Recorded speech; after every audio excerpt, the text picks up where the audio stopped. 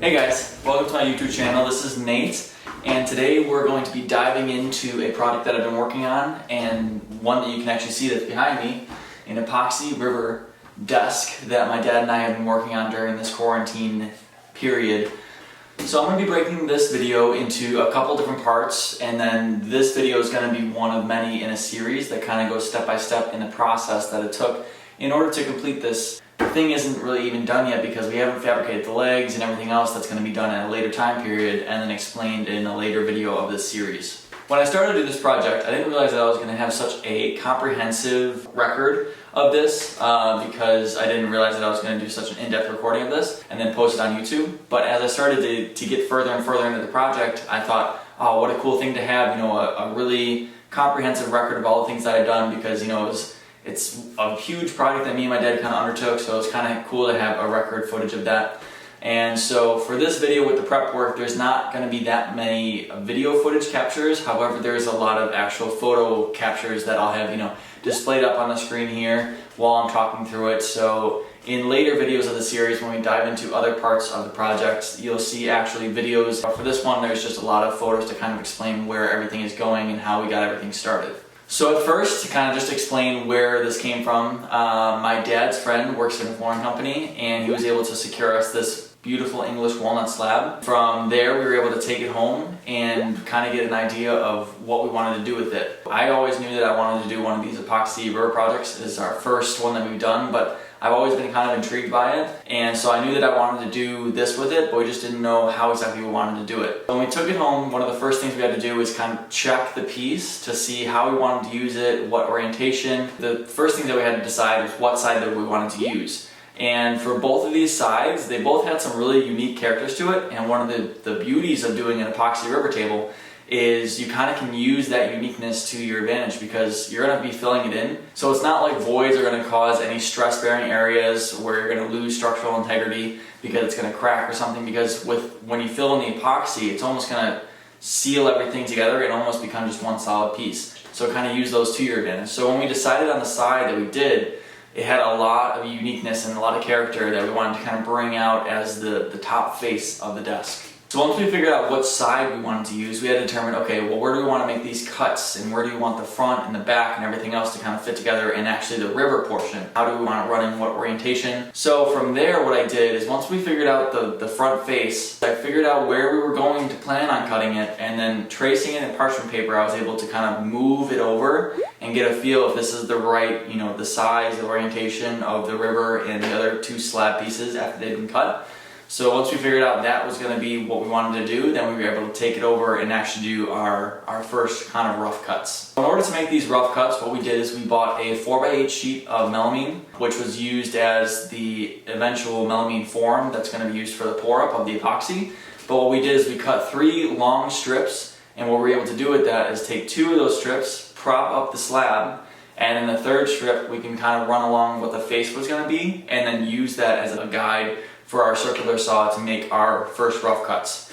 We were able to flip it around, clamp it down to our workstation, and then do the same thing but do our vertical cuts instead of horizontal, the long cuts, using the same circular saw. And in that way we were able to kind of make sure everything was nice and square. So the 2 tape lines that you see here was used to cut 2 actually long horizontal strips in the slab. And you might be thinking to yourself, well, why would you need that if you're going to just have 2 pieces and then make the table? So what I figured on doing is, since this was going to be a desk, I wanted to have some kind of cool accent feature on the back, especially if I was going to be pushing it against the wall, which it is right now.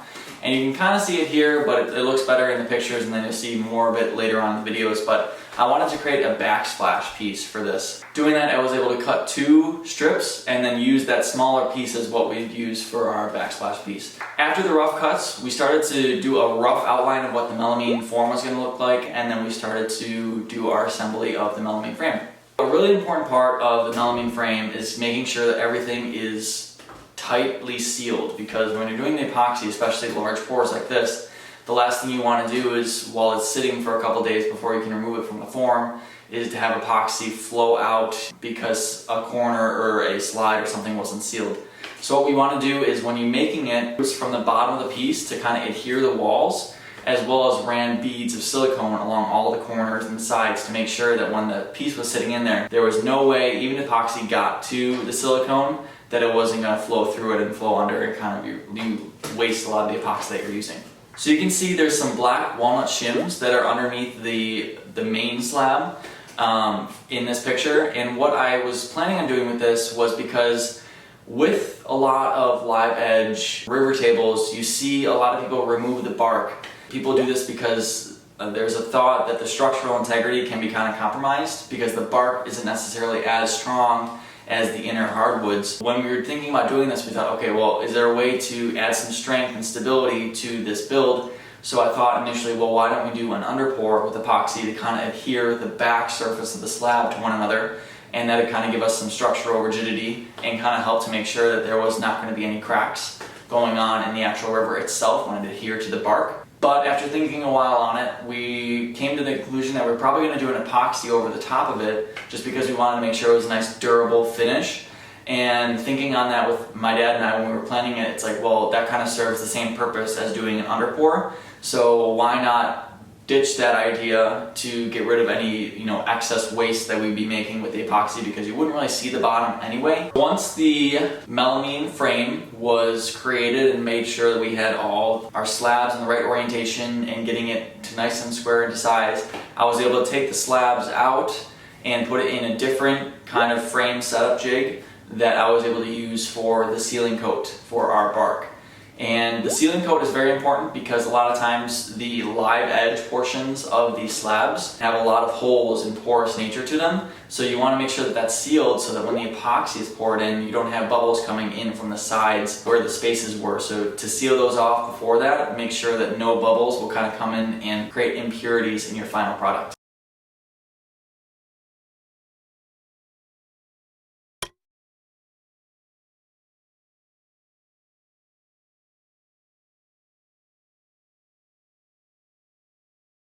So for the seal coats, I did 3 coats on the actual main slab. So after 24 hours after it cured, I would do another coat. And then on this picture, you can see the actual smaller backsplash piece. I actually did 1 seal coat on it. I didn't need to really probably do any seal coats on this one because it wasn't necessarily a bark or live edge nature of this. But I figured, if I was already doing 3 days worth of seal coats on the main slab, why not just throw on a seal coat there just to be safe, to make sure no bubbles are going to come through on the backsplash piece. So once the slabs were, the small one and the big one, were ready to go back into the forms, the one thing that we did prior to doing that and prior to clamping down everything was, for the big slab, what we did was to run a bead of silicone about 3 inches from the live edge section for both of the parts of the slab.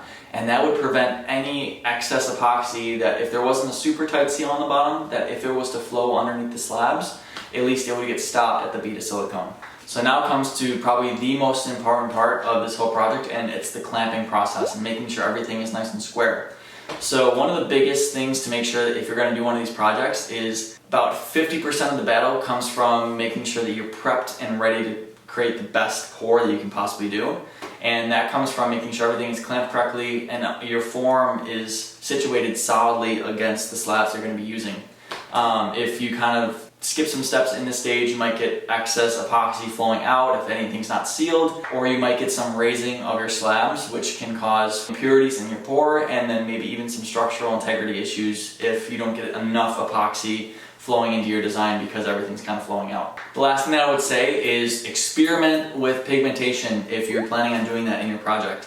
So if you're doing this as a clear epoxy, it's not as big of a deal, but if you're actually adding any color, a good idea, especially if this is your first time like it was for me, was I did a couple different like mini pours in little plastic cups just to see how the color would turn out after the couple days, because occasionally when you're actually pouring it up, what you actually are mixing and then what actually becomes the final product, if it's not like a solid color, might be a little bit different. And that I kind of found that a little bit with this. It wasn't actually a big deal, but there is some differences in pigmentation. So if you're planning on doing any color with it, kind of play around with it at first before doing the big pour. Because if you have the time, why not do it rather than having you pour a big project and then realize it's not actually the color that you want.